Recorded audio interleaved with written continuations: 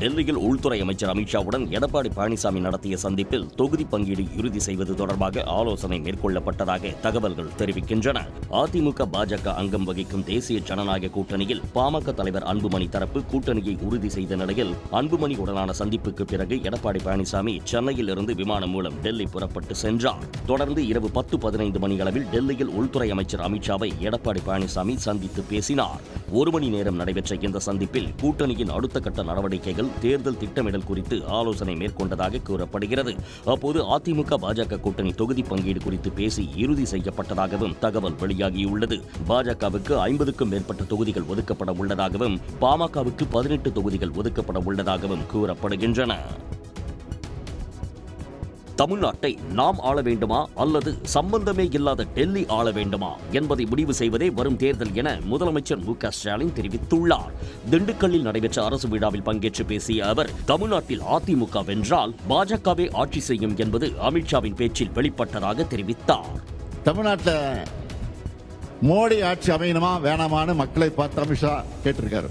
ஐயா, இதையே தான் நாங்களும் சொல்றோம். 2026 தேர்தலின் போது தமிழ்நாட்டை நாங்க ஆளணுமா இல்ல எங்கேயோ டெல்லியிலிருந்து நமக்கு சம்பந்தம் இல்லாதவங்க ஆளணுமா முடிவு செய்வதுதான் தேர்தல். இது தமிழர்களின் சுயமரியாதைக்கு விடப்பட்டிருக்கக்கூடிய சவால். அதிமுக கூட்டணிக்கு வாக்களிச்சா பாஜக தான் தமிழ்நாட்டை ஆளணும்னு நாங்க சொல்லி புரிய வைக்க வேண்டிய அவசியம் இல்லை. அமித்ஷா அவர்கள் நேரடியாகவே ஒப்புதல் வாக்குமூலம் தந்திருக்கிறார். தமிழ்நாட்டில் இந்துக்களின் உரிமை பறிக்கப்படுவதாக அமித்ஷா அவதூறு பேசியதற்கு முதலமைச்சர் ஸ்டாலின் கடும் கண்டனம் தெரிவித்தார். முன்னதாக 1082 கோடியே 86 லட்சம் ரூபாய் மதிப்பிலான நலத்திட்ட உதவிகளை முதல்வர் வழங்கினார். நிகழ்ச்சியில் அமைச்சர்கள் ஐ. பெரியசாமி, KKSSR ராமச்சந்திரன், பெரிய கருப்பன், சக்கரபாணி உள்ளிட்டோர் பங்கேற்றனர். அலங்காநல்லூர், பாலமேடு, அவனியாபுரம் ஜல்லிக்கட்டு போட்டிகளில் கலந்து கொள்ளும் மாடுபிடி வீரர்கள் மற்றும் காளைகளுக்கான ஆன்லைன் முன்பதிவு தொடங்கியுள்ளது. பொங்கல் பண்டிகையொட்டி வரும் 15ஆம் தேதி அவனியாபுரம், 16ஆம் தேதி பாலமேடு, 17ஆம் தேதி அலங்காநல்லூர் ஜல்லிக்கட்டு போட்டிகள் நடக்கின்றன. இப்போட்டிகளில் கலந்து கொள்ளும் காளைகள், மாடுபிடி வீரர்களுக்கு ஆன்லைன் முன்பதிவு தொடங்கியுள்ளது. இதில் ஏராளமான இளைஞர்கள், காளை உரிமையாளர்கள் ஆர்வத்துடன் பதிவு செய்து வருகின்றனர். ரொம்ப ஆர்வமாக இதை பதிஞ்சுட்டு தாண்டா சாப்பிடணும்னு சொல்லி இன்றைக்கி மக்கள் ரொம்ப ஆர்வமாக ஜல்லிக்கட்டில் 2026 களம் காண்றதுக்கு காளைகளும் வீரர்களும் பார்த்திங்கன்னா ரொம்ப ஆர்ப்பரித்து இருக்கக்கூடிய ரொம்ப மகிழ்ச்சி வெள்ளத்தில் இருக்கும். காளைகளுக்கான பதிவில் காளையின் இனம், பூர்வீகம், வயது, பல்வரிசைகள், நிறம், கொம்பின் நீளம், காளையின் உயரம், அடையாளங்கள், தடுப்பூசி விவரங்கள், காளையின் மருத்துவ சான்றிதழ், காளையின் படம், உரிமையாளர் மற்றும் உதவியாளரின் புகைப்படம் ஆவணங்களுடன் ஜல்லிக்கட்டு காளையை துன்புறுத்தாமல் விதிகளுக்கு உட்பட்டு போட்டியில் கலந்து கொள்வோம் என்ற உறுதிமொழி ஒப்புதல் அளித்த பின்னரே முன்பதிவு செய்யப்பட்டு வருகிறது. இதேபோன்று மாடுபிடி வீரர்களுக்கு வீரரின் மருத்துவ சான்றிதழ், புகைப்படம் உள்ளிட்டவற்றை பதிவேற்றம் செய்த பிறகே முன்பதிவு செய்யப்படுகிறது. பொங்கல் பண்டிகையை முன்னிட்டு கரும்பு கொள்முதல் விலையை 38 ரூபாயாக தமிழ்நாடு அரசு உயர்த்தியதை கரும்பு விவசாயிகள் வரவேற்றுள்ளனர். தஞ்சாவூர் மாவட்டம் அணைக்கரை பகுதியில் 100 ஏக்கருக்கு மேல் கரும்பு விளைந்துள்ள நிலையில் அரியலூர் மற்றும் பெரம்பலூர் மாவட்ட கூட்டுறவு சங்கத்தினர் கரும்பு கொள்முதல் செய்ய அணைக்கரையில் முகாமிட்டுள்ளனர். கடந்த ஆண்டை காட்டிலும் கரும்பு கொள்முதல் விலையை தமிழ்நாடு அரசு உயர்த்தியுள்ளதால் விவசாயிகள் மகிழ்ச்சி அடைந்துள்ளனர். 100 ஏக்கர் கரும்பு போட்டிருக்கோம். இந்த நட விலை 38 ரூபா அறிவிச்சிருக்காங்க தமிழக அரசு. இந்த நிலம் நல்லா இருக்கு, எங்களுக்கு ஏகபோகமான நல்ல வேலை. ஒரு கரும்பு 38 ரூபாய்க்கு எடுத்துக்கிறது கவர்மெண்ட் வரவேற்கத்தக்கது. நாங்கள் எல்லாரும் தமிழக முதல்வருக்கு நன்றி தெரிவிச்சுக்கிறோம்.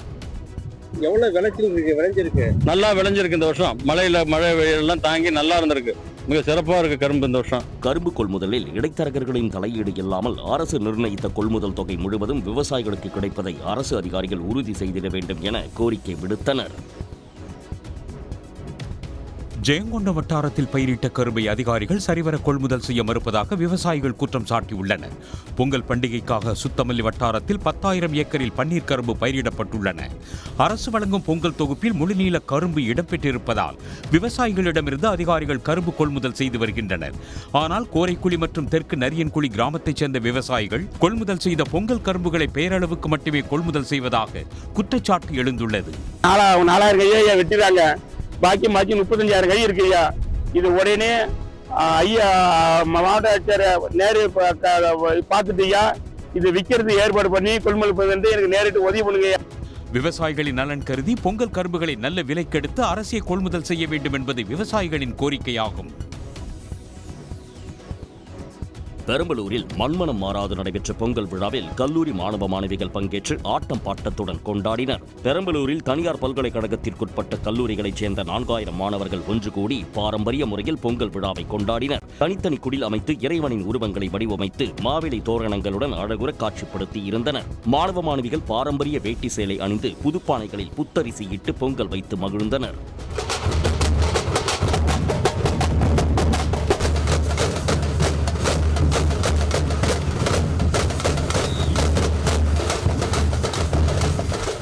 பாரம்பரிய வாத்தியங்கள் முழங்க சிலம்பாட்டம், மயிலாட்டம், ஒயிலாட்டம், பொய்க்கால் ஆட்டம், கும்மி ஆட்டம் என களை கட்டியது பொங்கல் விழா. இறுதியில் திரையிசை பாடல்களுக்கேற்ப மாணவ மாணவிகள் ஆடி பாடி மகிழ்ந்தனர். கிராமத்து மண்மனம் மாறாது தமிழர்களின் பாரம்பரியம் பண்பாட்டை பறைசாற்றும் விதமாக நடைபெற்ற இந்த பொங்கல் விழா அனைவரையும் கவர்ந்தது. பொங்கல் பண்டிகையை முன்னிட்டு சொந்த ஊருக்கு செல்லும் பயணிகளின் வசதிக்காக கூடுதலாக 5 சிறப்பு ரயில்களை தெற்கு ரயில்வே அறிவித்துள்ளது. அதன்படி ஜனவரி 12, 13, 19 மற்றும் 20 ஆகிய தேதிகளில் தாம்பரத்திலிருந்து நெல்லைக்கு சிறப்பு ரயில் இயக்கப்படுகிறது. நெல்லையிலிருந்து செங்கல்பட்டுக்கு ஜனவரி 14ஆம் தேதி அதிகாலை 3:45 மணிக்கும், மறுமார்க்கமாக அன்றைய தினம் பிற்பகல் 3:30 மணிக்கு செங்கல்பட்டிலிருந்து நெல்லைக்கு சிறப்பு ரயில்கள் இயக்கப்படுகின்றன. ஜனவரி 12, 19 ஆகிய தேதிகளில் சென்னை சென்ட்ரலில் இருந்து தூத்துக்குடிக்கும், ஜனவரி 13, 20 ஆகிய தேதிகளில் மறுமார்க்கமாக தூத்துக்குடியிலிருந்து சென்னை சென்ட்ரலுக்கும் சிறப்பு ரயில் இயக்கப்பட உள்ளது. இந்த 4 சிறப்பு ரயில்களுக்கான டிக்கெட் முன்பதிவு இன்று காலை 8 மணிக்கு தொடங்குகிறது. இது தவிர கோவை போத்தனூர் சென்னை சென்ட்ரல் இடையே ஒரு சிறப்பு ரயிலும் அறிவிக்கப்பட்டுள்ளது. வங்கக்கடலில் உருவாகியுள்ள காற்றழுத்த தாழ்வு பகுதி ஆழ்ந்த தாழ்வு மண்டலமாக வலுப்பெற்றுள்ளதால் தமிழ்நாட்டில் பல்வேறு மாவட்டங்களில் நாளை முதல் 3 நாட்களுக்கு கனமழை பெய்ய வாய்ப்புள்ளதாக வானிலை ஆய்வு மையம் தெரிவித்துள்ளது. தென்கிழக்கு வங்கக்கடல் மற்றும் அதனை ஒட்டிய இந்திய பெருங்கடல் பகுதிகளில் நிலவிய காற்றழுத்த தாழ்வு பகுதி நேற்று முன்தினம் காற்றழுத்த தாழ்வு மண்டலமாக வலுப்பெற்றது. இந்த காற்றழுத்த தாழ்வு மண்டலம் அடுத்த 12 மணி நேரத்தில் ஆழ்ந்த காற்றழுத்த தாழ்வு மண்டலமாக வலுவடைந்து தென்மேற்கு வங்கக்கடல் பகுதிகளில் நகரும் என்று வானிலை மையம் கூறியுள்ளது. சென்னைக்கு 1140 கிலோமீட்டர் தொலைவில் மையம் கொண்டுள்ள காற்றழுத்த தாழ்வு மண்டலத்தால் தமிழ்நாட்டில் நாளை முதல் 3 நாட்களுக்கு கனமழை பெய்யும் என்றும், நாளை மற்றும் நாளை மறுதினம் ஒரு சில இடங்களில் மிக கனமழை பெய்யும் என்றும் வானிலை ஆய்வு மையம் எச்சரித்துள்ளது. திருவாரூர், நாகை மாவட்டங்களில் நாளை கன முதல் மிக கனமழைக்கு வாய்ப்பு இருப்பதாகவும், ராமநாதபுரம், புதுக்கோட்டை, தஞ்சை, மயிலாடுதுறை, கடலூரில் கனமழை பெய்யும் என்றும் அம்மையம் கூறியுள்ளது. கொடைக்கானல் கீழ்மலை கிராம மக்களின் 50 ஆண்டு கால கோரிக்கை ஏற்கப்பட்டிருப்பதால் பட்டாசு வெடித்து இனிப்பு வழங்கி மகிழ்ச்சியை வெளிப்படுத்தினர். திண்டுக்கல் மாவட்டத்திற்கு ஆய்வுக் கூட்டத்திற்காக வந்த முதலமைச்சர் மு.க. ஸ்டாலின் பண்ணைக்காட்டில் துணை மின் நிலையம் அமைக்கப்படும் என்று அறிவித்தார். 68 கோடி ரூபாய் செலவில் அமைய உள்ள இந்த துணை மின் நிலையத்தால் 30க்கும் மேற்பட்ட கிராமங்களுக்கு தடையில்லா மின்சாரம் கிடைக்கும். 50 ஆண்டுகால கோரிக்கை ஏற்கப்பட்டிருப்பதால் பண்ணைக்காடு கிராம மக்கள் பட்டாசு வெடித்து கொண்டாடினர். மின்சாரம் தடையில்லாமல் கிடைக்கப் பெற்றால் இந்த பகுதியில் சுற்றுலா மேம்படும் என்றும், விவசாயம் மற்றும் பள்ளி மாணவ மாணவிகள் தங்களுடைய அத்தியாவசிய தேவைகளை நிறைவேற்ற முடியும் என்றும் மலை கிராம மக்கள் கூறுகின்றனர். 2500 கோடி அல்ல 10,000 கோடி கொடுத்தாலும் இந்தி திணிப்பை அனுமதிக்க மாட்டோம் என்று துணை முதலமைச்சர் உதயநிதி ஸ்டாலின் தெரிவித்துள்ளார். சென்னை ஆலந்தூரில் நடைபெற்ற திராவிட பொங்கல் நிகழ்ச்சியில் பங்கேற்ற உதயநிதி ஸ்டாலின் பொங்கல் பானையில் பச்சரிசி வெல்லம் போட்டு பொங்கலிட்டார். பின்னர் நடைபெற்ற கரகாட்டம், பொய்க்கால் குதிரையாட்டம், மயிலாட்டம், புலியாட்டம் உள்ளிட்ட கலை நிகழ்ச்சிகளை பார்த்து ரசித்தார்.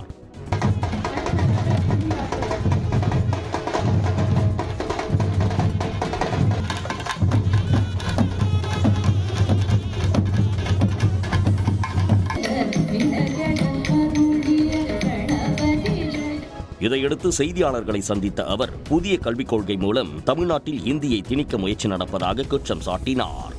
இந்திய திணிப்பை மீண்டும் தமிழ்நாட்டுக்குள்ள கொண்டு வரணும், குலக்கல்வி திட்டத்தை தமிழ்நாட்டுக்குள்ள கொண்டு வரணும்னு ஒன்றிய அரசு முயற்சிக்குது.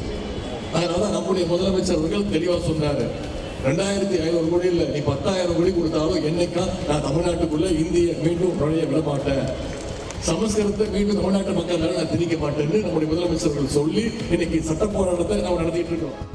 முன்னதாக மாலை மான்ஃபோர்ட் பள்ளி வளாகத்தில் ஏராளமான ஆட்டோ ஓட்டுநர்களுக்கு அரிசி, மளிகை தொகுப்புகளை துணை முதலமைச்சர் உதயநிதி ஸ்டாலின் வழங்கினார்.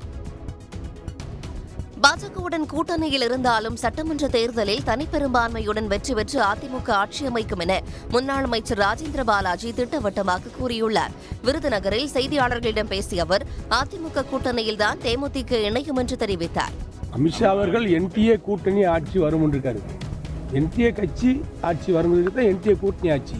தமிழ்நாட்டை பொறுத்த மட்டில் ஆகவே எடப்பாடியார் தலைமையில் அதிமுக தனிப்பெரும்பான்மை பெற்று தனிப்பெருமையோடு தனித்து ஆட்சி அமைக்கும். அதிமுக பாஜக கூட்டணியின் வாசல் திறந்தே உள்ளதால் பாமக போல மேலும் சில கட்சிகள் கூட்டணியில் இணையும் என்றும் ராஜேந்திர பாலாஜி தெரிவித்தார். புதுச்சேரியில் போலி மருந்து தயாரிக்கப்பட்ட விவகாரத்தில் முதலமைச்சர் ரங்கசாமி உள்ளிட்ட ஆளும் கட்சியினருக்கு நேரடி தொடர்பு உள்ளதாக முன்னாள் முதல்வர் நாராயணசாமி குற்றம் சாட்டியுள்ளார். போலி மருந்துகள் உற்பத்தி விவகாரத்தில் அந்நிறுவனத்தின் உரிமையாளர் ராஜாவில் கைப்பற்றப்பட்ட டைரியில் உள்ள அரசியல்வாதிகளின் பெயரை பகிரங்கமாக அறிவிக்க வலியுறுத்தி இந்திய கூட்டணி கட்சியினர் போராட்டத்தில் ஈடுபட்டனர்.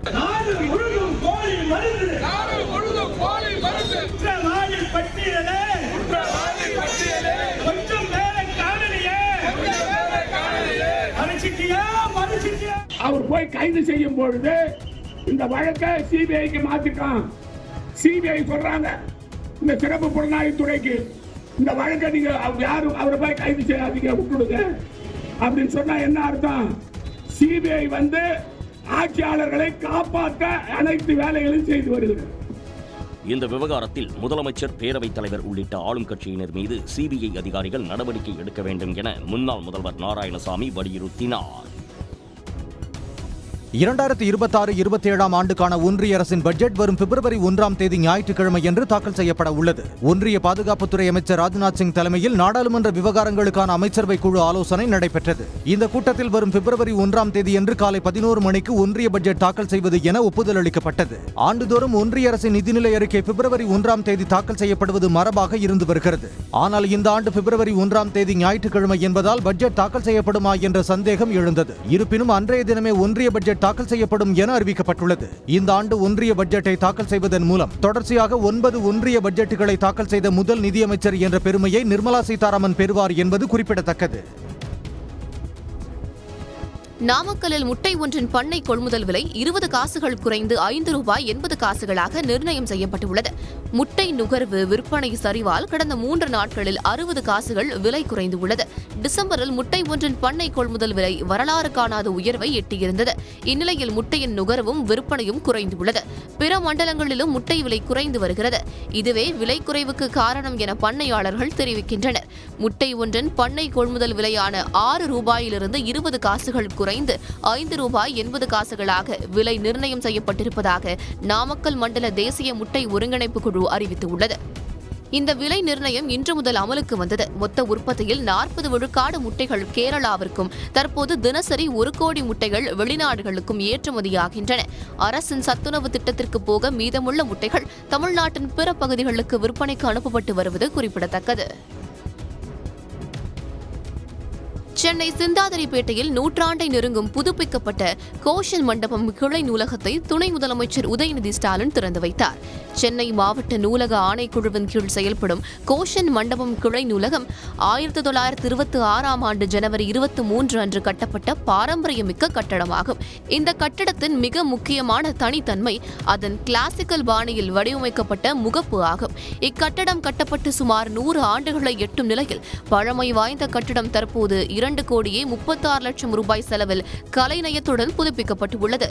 இத்தகைய சிறப்புமிக்க புதுப்பிக்கப்பட்ட நூலகத்தை துணை முதலமைச்சர் உதயநிதி ஸ்டாலின், பள்ளிக்கல்வித்துறை அமைச்சர் அன்பில் மகேஷ் ஆகியோர் திறந்து வைத்தனர்.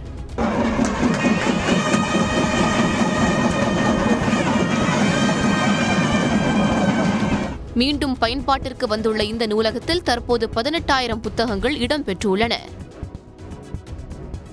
திருப்பூர் மாநகராட்சியின் பொது இடங்களில் குப்பை கழிவுகளை கொட்டுவதை தவிர்க்க 175 இடங்களில் ஏஐ தொழில்நுட்பத்துடன் கூடிய கேமராக்களை பொருத்த உள்ளதாக மேயர் தினேஷ்குமார் தெரிவித்துள்ளார். திருப்பூரில் செய்தியாளர்கள் மத்தியில் பேசிய அவர், திடக்கழிவு மேலாண்மை திட்டத்தை முழுமையாக செயல்படுத்தும் நோக்கத்தில் தீவிர நடவடிக்கை எடுக்கப்பட்டு வருவதாக கூறினார். வீடுகளில் தேங்கும் குப்பை கழிவுகளை தூய்மை பணியாளர்களிடம் பொதுமக்கள் தரம் பிரித்து வழங்க வேண்டும் என்று அறிவுறுத்தினார். குப்பையில்லா மாநகராட்சி பின்லெஸ் சிட்டி அப்படிங்கிற ஒரு நிலைப்பாடு அடைய போறோம். சில இடங்களில் பல இடங்களில் கேமராக்கள் பொருத்தக்கூடிய பணி AI enabled, artificial intelligence enabled. ஒரு இடத்துல குப்பை கொட்டினாங்கன்னா அந்த நபர் அடையாளம் காணப்பட்டு ICCC சென்டருக்கு வர வச்சு அவங்க ஆதார் கார்டோட லிங்க் பண்ணி விரைவில் பண்ணுறதுக்கான வழிமுறைகள் எல்லாம் லேட்டஸ்ட் டெக்னாலஜிங்க. மாநகராட்சி பகுதிகளில் சேகரிக்கப்படும் கழிவுகளை பாறை குழிகளில் கொட்டும் விவகாரத்திற்கு விரைவில் முற்றுப்புள்ளி வைக்கப்படும் என்று மேயர் தினேஷ்குமார் தெரிவித்தார். தேனி மாவட்டம் பெரியகுளம் அருகே பொங்கல் தொகுப்புடன் வழங்குவதற்காக கொள்முதல் செய்யப்படும் கரும்பு ஒன்றுக்கு 40 ரூபாய் வழங்க வேண்டும் என விவசாயிகள் கோரிக்கை விடுத்துள்ளனர். பெரியகுளம் சுற்றுவட்டாரத்தில் குடும்ப அட்டைதாரர்களுக்கு பொங்கல் பரிசு தொகுப்புடன் வழங்குவதற்காக நேரடி கரும்பு கொள்முதலை கூட்டுறவுத்துறை அதிகாரிகள் தொடங்கியுள்ளனர். இந்நிலையில் உரவிலை, கூலி உயர்வு, உற்பத்தி செலவு போன்றவை அதிகரித்துள்ளதை கருத்தில் கொண்டு கரும்புக்கான கொள்முதல் விலையை 40 ரூபாயாக உயர்த்த தேவதானப்பட்டி விவசாயிகள் கோரிக்கை விடுத்துள்ளனர். பொங்கலுக்கு கவர்மெண்ட் கரும்பு எடுக்கிறது எங்களுக்கு ரொம்ப மகிழ்ச்சியாக இருக்குது. ஆனால் அமௌண்ட்டை குறைச்சி கொடுக்குறது ரொம்ப விவசாயிகளுக்கு ரொம்ப கஷ்டமாக இருக்குது. உரமுறையிலேருந்து எல்லாமே ரேட்டு கூட விற்கிது. ஆள் செலவு, ஒடிக்கிறதுக்கு எல்லாத்துக்குமே கூலி ரொம்ப கொடுக்க வேண்டியதாக இருக்குது. கடந்த ஆண்டிலும் கரும்பு கொள்முதல் விலை உயர்த்தப்படவில்லை என்று கவலை தெரிவித்த விவசாயிகள் நடப்பாண்டில் அதே நிலை நீடித்தால் விவசாயிகளின் வாழ்வாதாரம் கேள்விக்குறியாகும் என்றும் கூறியுள்ளனர். சென்னையில் ஆபரண தங்கம் விலை இன்று சவரனுக்கு 400 ரூபாய் குறைந்துள்ளது. 22 கேரட் ஆபரண தங்கத்தின் விலை நேற்று காலை சவரனுக்கு 320 ரூபாய் உயர்ந்து 1,02,960 ரூபாயாக அதிகரித்தது. தொடர்ந்து மாலையில் 560 ரூபாய் குறைந்து சவரன் 1,02,400 ரூபாய்க்கு விற்பனையானது.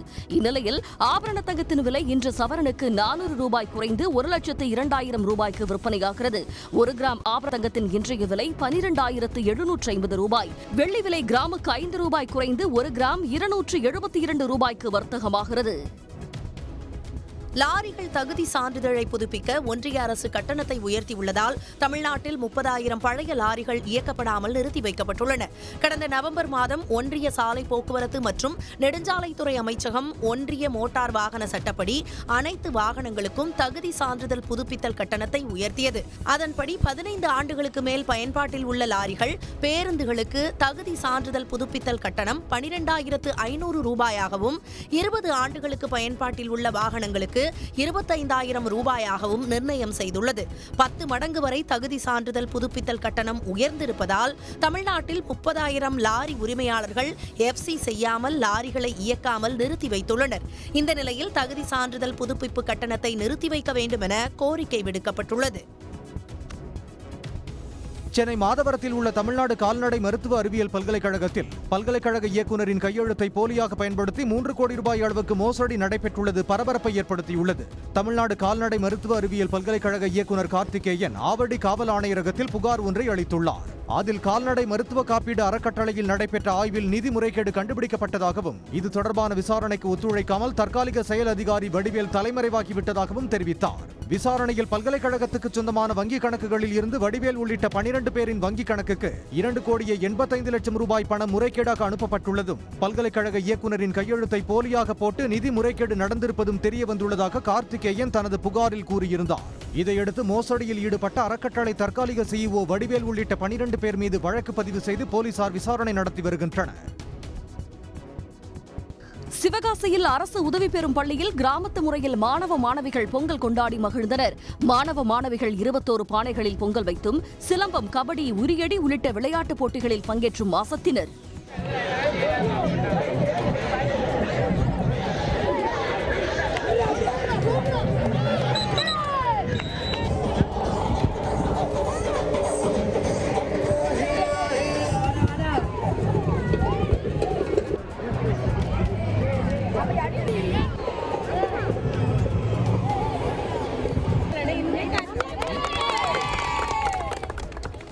மேலும் பள்ளியில் பாரம்பரிய உணவு திருவிழா கண்காட்சியில் கேழ்வரகு, கம்பு உள்ளிட்ட பொருட்களால் ஆன உணவுகளை மாணவ மாணவிகள் ருசித்தனர்.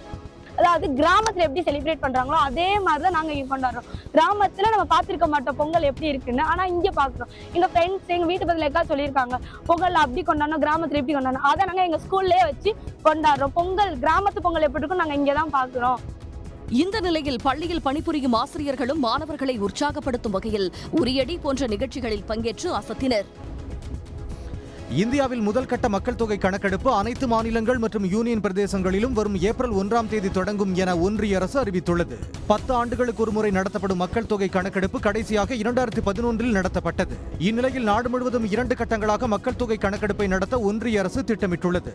2027 மக்கள் தொகை கணக்கெடுப்பின் முதல் கட்டம் ஏப்ரல் 1ஆம் தேதி முதல் செப்டம்பர் 30ஆம் தேதி வரை நடைபெறும் என்று மக்கள் தொகை கணக்கெடுப்பு ஆணையர் அறிவித்துள்ளார். 2ஆம் கட்ட மக்கள் தொகை கணக்கெடுப்பு பணிகள் 2027 பிப்ரவரி மாதம் தொடங்கும் என்றும் என்றும் அறிவிக்கப்பட்டுள்ளது. ஒவ்வொரு மாநிலத்திலும் 30 நாட்களுக்கு கணக்கெடுப்பு நடத்தப்படும் என்றும் அதற்கான தேதிகளை மாநில அரசுகளே முடிவு செய்து அறிவிக்கும் என்றும் மக்கள் தொகை கணக்கெடுப்பு ஆணைய அறிவிப்பில் குறிப்பிடப்பட்டுள்ளது. முதல் கட்ட மக்கள் தொகை கணக்கெடுப்பில் வீடுகளின் கட்டமைப்பு விவரங்கள், கிடைக்கும் வசதிகள், குடும்ப உறுப்பினர்களின் அடையாளங்கள் டிஜிட்டல் முறையில் கணக்கிடப்படும். இரண்டாம் கட்ட கணக்கெடுப்பின் போது வீடு வீடாக சென்று சாதி அடிப்படையிலான விவரங்களை பதிவு செய்ய திட்டமிடப்பட்டுள்ளது.